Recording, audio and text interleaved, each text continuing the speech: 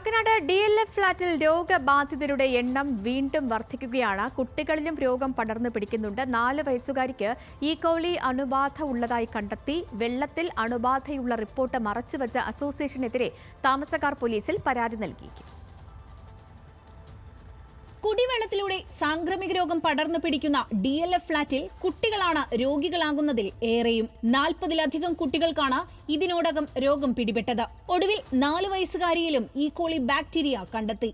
DLF ഫ്ളാറ്റിലെ നിഹാര കൃഷ്ണ എന്ന 4 വയസ്സുകാരിക്കാണ് ഈകോളി അണുബാധ ഉള്ളതായി കണ്ടെത്തിയത്. കഴിഞ്ഞ 2 ദിവസമായി അതിസാരവും ഛർദിലും മൂലം അസുഖബാധിതയായിരുന്നു. ഇന്നലെ കാക്കനാട്ടെ സ്വകാര്യ ലാബിൽ നടത്തിയ പരിശോധനയിലാണ് ഈകോളി അണുബാധ ഉള്ളതായി കണ്ടെത്തിയത്. കൂടാതെ 2 വയസ്സുകാരൻ ക്രിസ്റ്റിക്ക് ഇന്നലെ അതിസാരമുള്ളതായി കണ്ടെത്തി. നിലവിൽ ജില്ലയിലെ വിവിധ ആശുപത്രികളിലായി 28 പേർ ചികിത്സയിലാണ്. സഹകരണ ആശുപത്രിയുടെ നേതൃത്വത്തിൽ നടത്തിയ മെഡിക്കൽ ക്യാമ്പിൽ 70ഓളം പേർ ചികിത്സ തേടി.